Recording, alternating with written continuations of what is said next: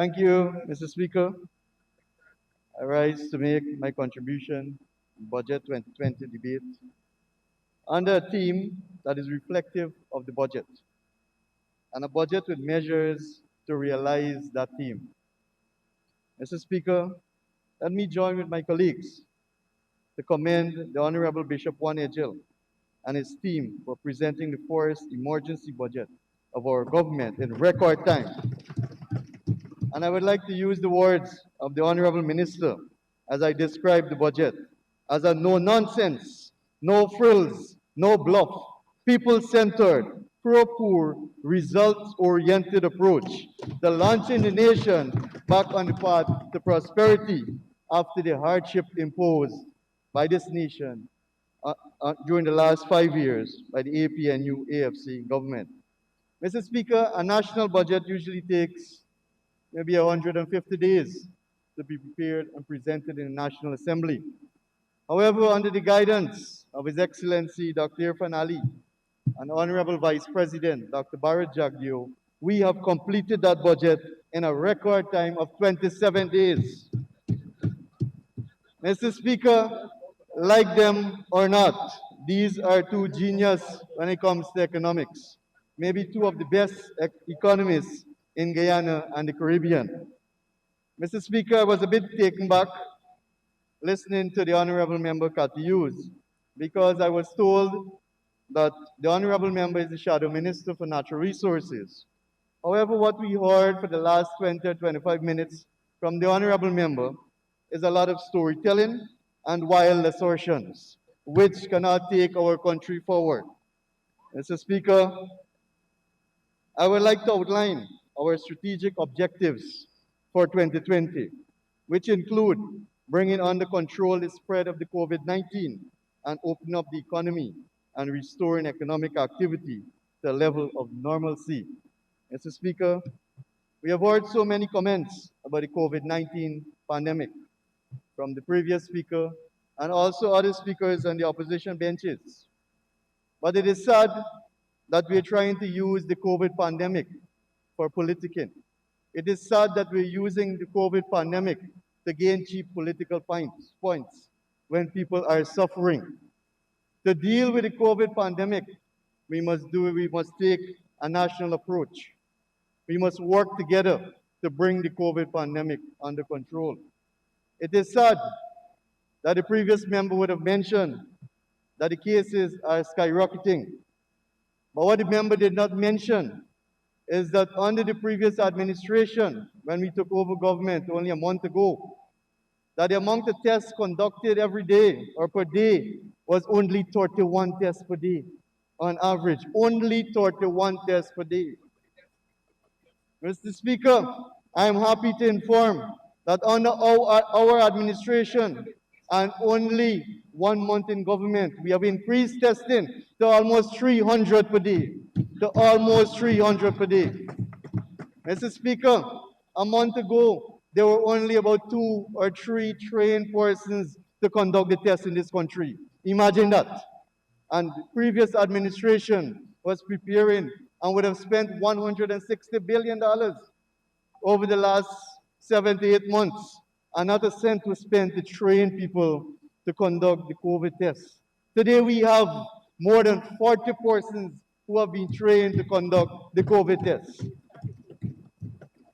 And when we talk about COVID, Guyanese are reminded of the COVID hospital, a mere shell for over 1 billion Guyana dollars expended here, with no one trained to man that facility, no oxygen facility in the hospital. How can we take patients to a mere shell when we would have expended over 1 billion Guyana dollars on a property that is not even owned by the government of Guyana?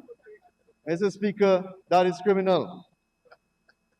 Mr. Speaker, 2020, the year 2020, will go down as a memorable day in the history of Guyana. Some people say it will go down as the year when you had massive reincarnation. You had massive reincarnation based on the APNU AFC, when the dead came out from the ground and voted and went back into their tombs. The year 2020 would be remembered as a year when a country was being hijacked and when elections were being attempted to rig and we were going back into the dictatorship. Mr. Speaker, there were many mentioned in this House about SOPs. I would like to say that I have seen all of the 2,339 SOPs for all the polling stations throughout the country. I don't know how many on the opposition benches have actually seen the SOPs, but yet we claim fraud. Yet we claim fraud, but we have not seen a single polling statement of poll. But yet we claim fraud. Mr. Speaker, 2020 will be remembered as the 33 days that we spent at this facility where we recounted every single ballot. And it still showed that the People's Progressive Party got over 15,000 votes, more than the AP and UAFC. And that is a fact. And that is a fact, Mr. Speaker. 2020 would be remembered as the year when Guyana starts to breathe again with the return of the People's Progressive Party civic and government. 2020 will be remembered as a budget that is pro-investment, pro-poor, pro-working class, a budget that will take us and prepare the foundation for 2021 and beyond. Mr. Speaker, let us also remind the House that of the $330 billion allocated, $160 billion has already been spent by the AP and UFC. So when you sit in this House and you condemn the budget, you have already spent $160 billion out of the $330 billion. Mr. Speaker, this emergency budget was commended by a number of individuals and a number of organizations in and out of Guyana. In and out of Guyana. Mr. Speaker, Budget 2020, we were told by former President, Mr. David Granger, that it is a copycat budget, that it is an APNU budget. But yet we have heard almost every single member on the opposition benches condemning Budget 2020. Are you saying that Mr. David Granger is wrong? Are you condemning his comments as well too? What we have heard from the opposition benches is a regurgitation of 2015 and 2011. That is what we have been heard over the last day and a half. And in that vein, I wish to commend the honorable member, Ms. Philadelphia. I believe, in all right, her speech was very objective and very forward-thinking when she spoke about training of young people to manage the oil and gas sector. And I want to let you know that that is the intention of the People's Progressive Party administration.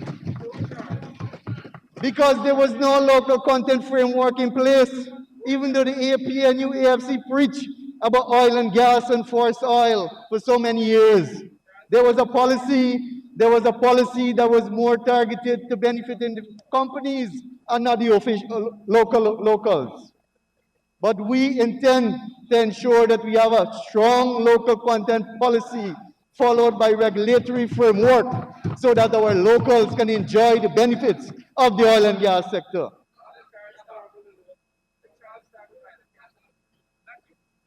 Mr. Speaker, Budget 2020 is not a lumpy-pumpy budget.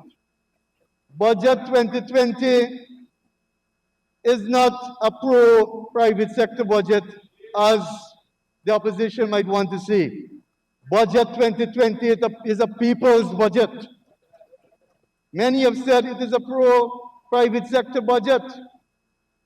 My friends, that is the mistake that the AP and UFC made, and that is why you're sitting over that side of the House. Because of it, instead of incentivizing the private sector, you penalize the private sector. Because no government in this world can create employment for all its people. You need the support of the private sector. And that was your mistake. And that is what you continue to do And that is why you will remain over there for a very long period of time, because we cannot see SOPs still. Mr. Speaker, let me highlight some of the measures that Budget 2020 will address. Increase of old age pension to $25,000. It is not only about the increase in the old age pension, Mr. Speaker, but our Minister of Social Services is taking steps to ensure that this money goes to the homes and the villages of these poor pensioners. In the past, these pensioners got to sit under a shed with the umbrella or line up by the post office in Georgetown to collect their $20,000. We are taking steps so that this money can go to the doorsteps of our pensioners. We are also, and I'm happy to tell the Honorable Member Henry too, that we are taking steps to ensure that the shop owners in the hinterland don't take advantage of the pensioners, because we know that happened under the past administration, where the pensioners take their voucher for $20,000, but they receive only 10 or 15,000 in return for goods. So we are working to ensure that our pensioners in the hinterland, they will get the full share of the increase. Mr. Speaker, the return of the cash grant and the increase of the cash grant to $15,000. Mr. Speaker, another promise fulfilled to the children of this country. Unfortunately, and the opposition still boasts about it, that the 5Bs program is better than the cash grant. Now, how can a right-thinking person actually say something like that? The 5Bs program, and if you do the mathematics, anybody can do the mathematics. The 5B program was benefiting maybe 10,000 children in this country. You add up the amount of seats in each David Granger bus, you add up the seat in every boat that you distribute, you add up how much bicycle you distribute, and it won't reach 10,000. It will not reach 10,000. And if you're not aware, we have over 170,000 school children in the public school systems. Over 170,000. But the 5B program was benefiting 10,000 students. How can it be better? How can it possibly be better, my friends? The removal of VAT on essential items and goods. In 2015 and beyond, there was a promise to reduce VAT. So yes, it was reduced from 16 to 14, but there was a backlash as usual under the AP and UFC. They increased the amount of items that you have to pay VAT to, including medical supplies, including school supplies, including construction materials. Mr. Speaker, we are removing the VAT on all these goods and services in Budget 2020. Another promise realized in 1 month. Another promise realized in 1 month, Mr. Speaker. This, of course, will significantly reduce the cost of living. Charging people VAT on electricity and water is almost criminal in a country like Guyana. My friends, the $25,000 COVID relief. We have heard comments, snide comments about pittances. Can you say to the people of Guyana, how much have you given to them? How much of this $160 billion that you already spent in 2020 was spent on the people of Guyana? How much of that 160 was given to the people while they were suffering under the COVID pandemic? My friend and colleague, the Honorable Sanjeev Dattadin, would have outlined how that 160 million was spent. It was spent on bringing in lawyers to determine whether 33 is greater than 32. It was spent on lawyers to determine whether the word valid actually means valid. It was spent on lawyers to tell you that you lost the election. That is where the money went, instead of spending it on the people who needed relief during this COVID pandemic. That is where the 160 billion went. $800 million to the Amerindian Development Fund. And my friend again, the Honorable Henry, while I believe he's not fully equipped with the fact in terms of the CSO program, I, I, I asked that he equip himself with the fact, and he would see how the CSO program will benefit almost 2,000 young Amerindian brothers and sisters. Incentives to the agriculture sector, because agriculture has always been important to this country. Agriculture is the reason for all of us being in this country, and we must look after agriculture. And I want to commend too our agriculture minister, who has been doing a wonderful job so far.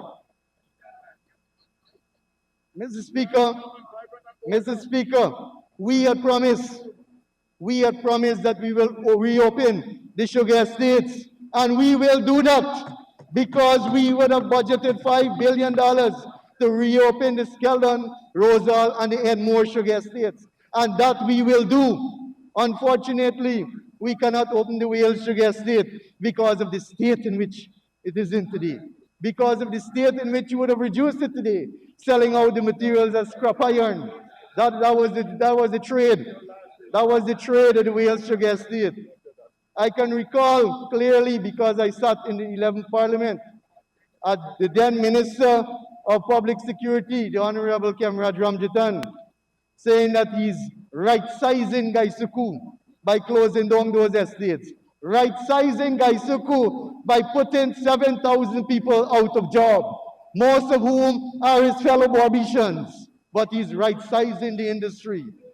I would have heard too from the honorable member that how long do you want people to cut cane? Let them go and work in the oil industry. I believe that the honorable know that the oil industry is a capital-intensive industry and not a labor-intensive industry. There is no way that the oil industry would be able to employ more than what Gaisuku employ.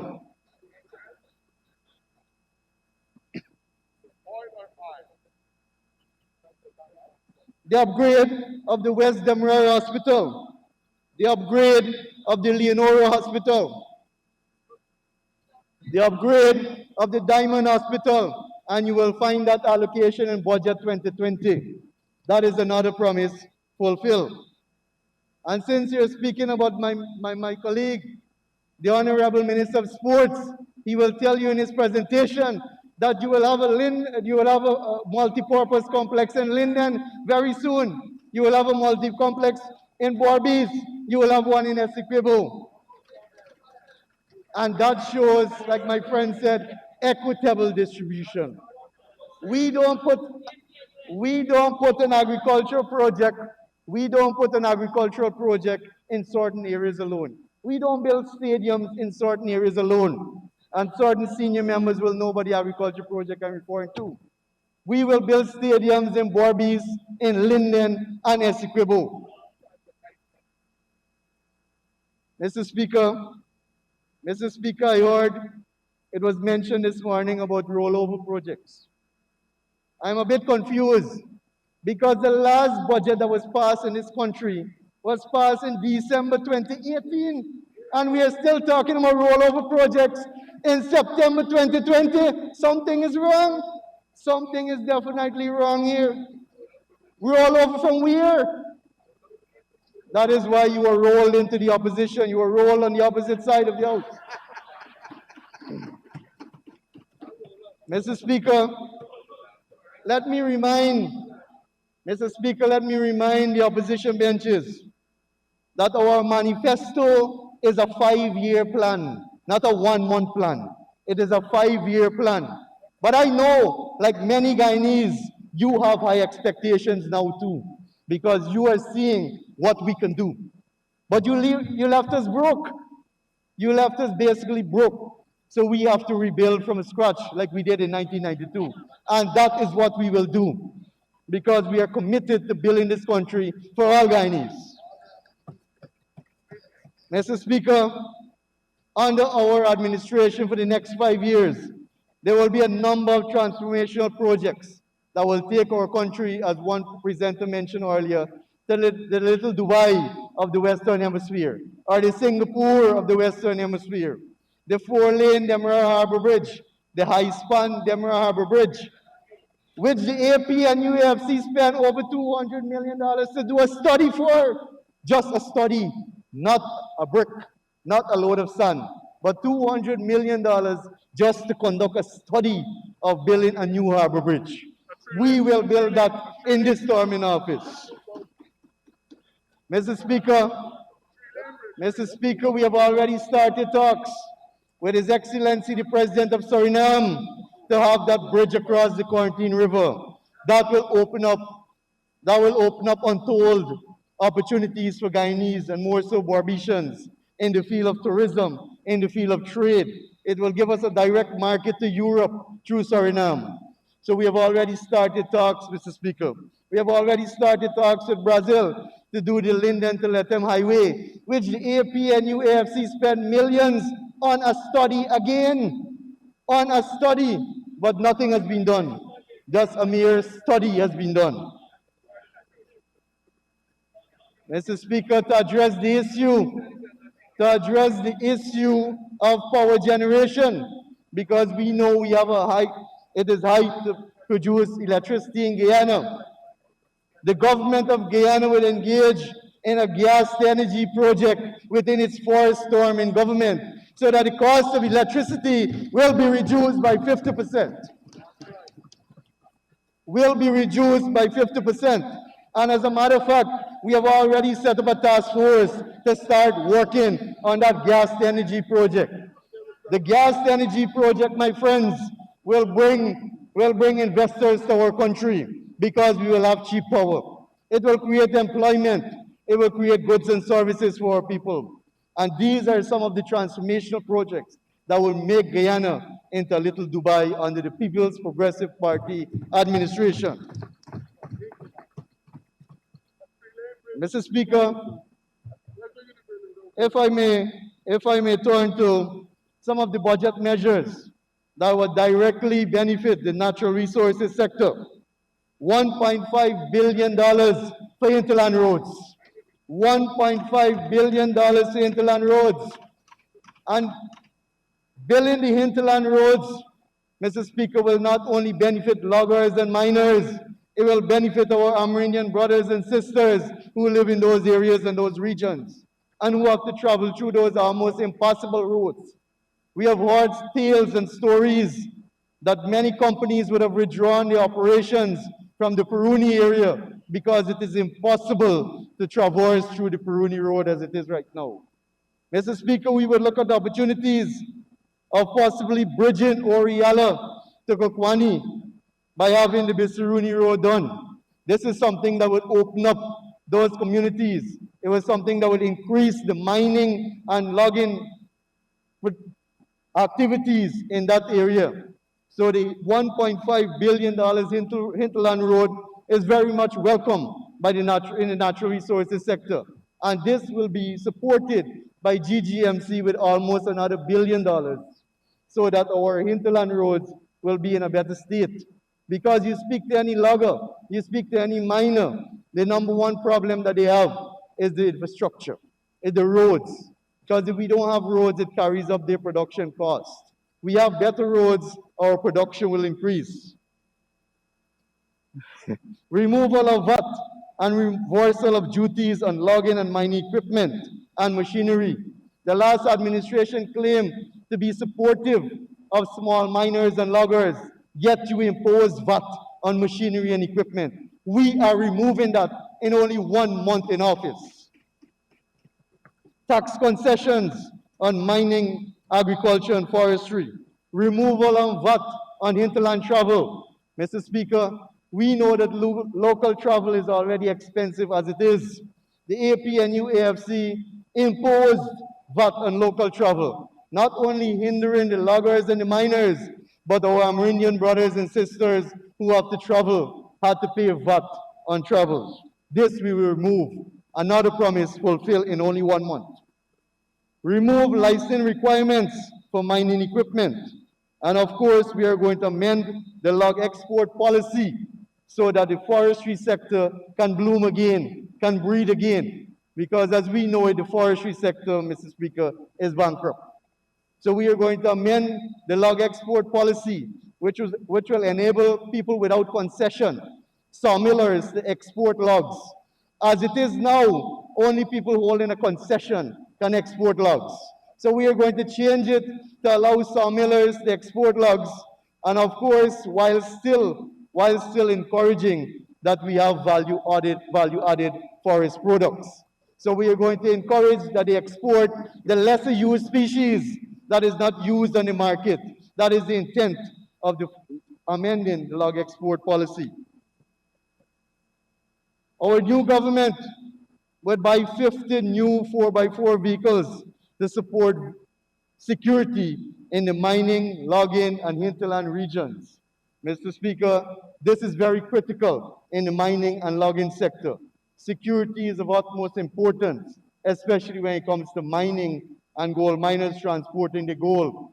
The PPPC government has listened, and we have delivered in that we will be purchasing 50 new 4x4 vehicles to boost the security in the hinterland regions. Mr. Speaker, the speaker before me, the Honorable Cathy Hughes, mentioned in her presentation that there was no consultation. Apparently, Honorable Member Broom, other Member Hughes, is not au fait as to what is happening in Guyana. Our ministers, this team of ministers here, have been in almost every single community and every single region in only 1 month. In only 1 month, almost every single community in every single region, even though we are faced with a COVID pandemic. The Ministry of Natural Resources has held consultations with a number of organizations, including the Guyana Gold Diamond Miners Association, the Women Miners Association, the National Mining Syndicate, which was established by former Minister Brooms and became a political body, is now willing to work to ensure that we move forward the sector. The Aichuni Forest Producers Association, the Upper Borbies Demerara Forest Producers Association, the Forest Producers Association of Guyana, the Guyana Manufacturing and Service Association, representatives of the National Tashau Council, and a number of small and medium-scale loggers and miners. We would have held consultations with all these groupings to ensure that their voices are heard and their needs are reflected in Budget 2020. Mr. Speaker, I know my time is running, so I would like to go directly into the Guyana Forestry Commission. I would like to go into the Guyana Forestry Commission proper.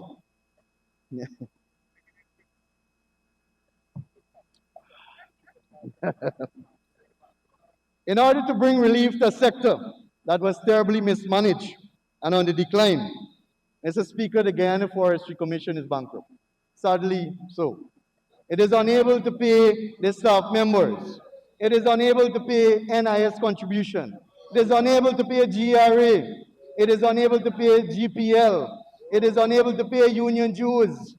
It is unable to pay the 2018 25,000 bonus announced by the AP and UAFC government. As of today, those staff were not paid their bonus since 2018 December of $25,000 each.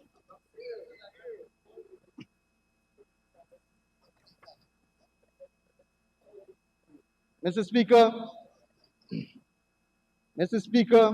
in 2014, the Guyana forestry sector had a net surplus of approximately 211 million Guyana dollars. A net surplus of 211 million Guyana dollars. We had an export earnings of over 53 million US dollars. Unfortunately, by 2019, our export was reduced Member, 2 minutes notice. by over 20 million US dollars. Mr. Speaker, I would have listened to the Honorable Raphael Trotman, former Minister of Natural Resources, when he mentioned that 600 hectares was given for conservation.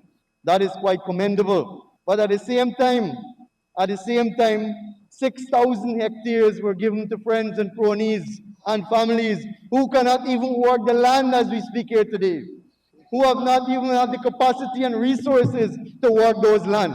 And that is a reason why today the Forestry Commission is faced in that state. Worse yet, The Iokorama is bankrupt. Iokorama is now seeking a subsidy from the government to maintain their operation. And because of their lack of resources, they are unable to monitor the preservation. So illegal logging and illegal mining has taken over today.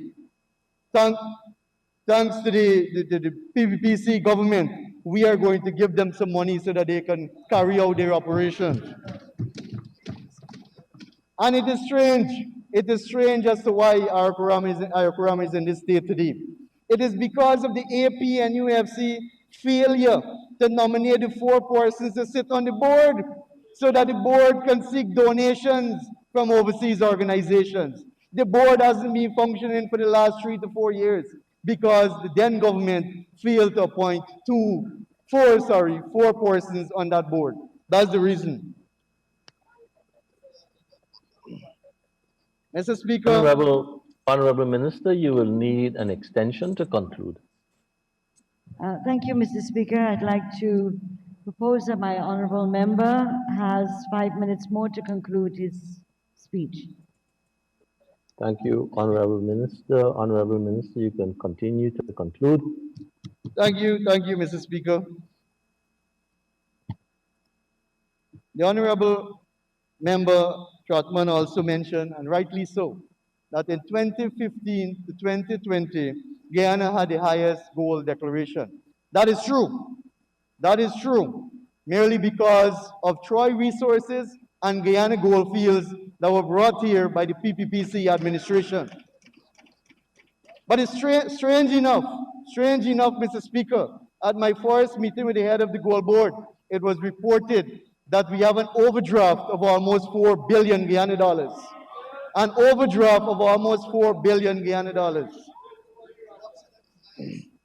Mr. Speaker, because of time, I will go to petroleum production. Please. Mr. Speaker, oil can be a blessing or it can be a curse, as we all know it, but it depends on the management of the sector. To avoid the resource curse and achieve resource opportunity, an inclusive, nonpartisan, transparent, and balanced approach must be implemented, and we intend to take this approach so that we will establish the Petroleum Commission, which will be tabled back in Parliament very soon. Mr. Speaker, since the new administration has been in office, the Ministry of Natural Resources has undergone institutional changes, whereby the Department of Energy is now under the Ministry of Natural Resources. The Department of Energy previously functioned in a policy direction capacity, technical and operational capacity, and basically operated without much guidance. Under the PUPC administration, the Department of Energy will be converted into a professional technical unit to manage this sector. And I want to say and put on record that as of today, no one from the Department of Energy has been dismissed or sent home, and that the team is actively involved in the Payara negotiations with Exxon, GGMC, and EPA. As we speak, they are currently meeting to thrash out issues so that we can get that license agreement. Mr. Speaker, it is our intention that the Department of Energy and the Petroleum Department at GGMC will be subsumed into the Petroleum Commission within the shortest period of time so that there will be less political interference and the sector can be managed by non-politicians. Mr. Speaker, the AP and UFC spoke so much about oil and gas, but we are surprised to realize that there is no proper financial infrastructure architecture in place to manage this new sector. There is no proper natural resource fund, even though one was passed in 2019 after the no confidence motion. But we need to ensure that we repeal or amend this bill so that it is insulated from political interference and define how the funds flow into the budget and how it is used. As mentioned, the Petroleum Commission bill will retable because this bill was tabled in 2017. It was sent to select committee based on our argument that it is giving the Minister of Natural Resources too much power. Even though we are on an opposite side today, we still hold the same position that we don't want a bill that will empower or give the Minister of Natural Resources all power over the Commission. The Commission must be independent. Mr. Speaker, on the local content framework, His Excellency has already established a high panel team, and that team will soon start consultations and workshops with the relevant stakeholders so that we can have a proper local content policy in place and a regulatory legal framework to ensure that Guyanese benefit from the oil and gas sector. Because we can talk about local content policy, but if we don't have a legal framework, how are we going to safeguard benefits for Guyanese? Mr. Speaker, we will actively engage in a robust CSR program because we believe that CSRs can benefit the communities throughout the entire regions. And we believe that training also is important. So we will invest heavily in training from 2021. We have already had talks with the Indian government, with the Chinese government, and with a few other partners to have scholarships on oil and gas, to have courses on oil and gas offered to young Guyanese who can benefit from this sector. Mr. Speaker, I would like to take this opportunity also to re-announce Guyana's 18th oil find. 18th oil find in the red tail exploration well. Mr. Speaker, this will already add to the Liza 1 and Liza 2. So once Payara is approved too, Mr. Speaker, because currently we are engaged in negotiation, that is the technical and legal teams and not politicians. The technical and legal teams are engaged in negotiations with Exxon and the other bodies, so that when we have a production license, it reflects the will of the people, and the benefits from it goes to Guyanese, and it don't only go to the company. Mr. Speaker, since the new administration has been in office, we have ensured that we review the work of BFAs that was working on the Payara Field Development Plan. Even though we are pushed for time because of the election impasse and the last 5 months that we lost, we have not signed that agreement because His Excellency would like to be comfortable that when he's signing an agreement, he signed an agreement that will benefit Guyanese. That is why we would have engaged the Canadian government for assistance to re-examine the field development plan that is being done by BFA's consultancy. And that consultation is ongoing. Consultation is on. Mr. Speaker, I must admit that since being in office for approximately 1 month, we have been working mostly on the Payara agreement, which will benefit Guyana, as well as the local content policy, which will benefit Guyanese. Mr. Speaker, in concluding, I stand firmly before you, committed to this task, and assure you that we plan to strengthen our institutional capacity and adopt a strong legislative and regulatory framework for the sustainable management of our nation's natural resources through the programs, plans, and projects that I've outlined to you before. I wish to conclude with a quote from the famous and great Nelson Mandela. Action without vision is only passing time. Vision without action is merely daydreaming. But vision with action can change the world. Thank you.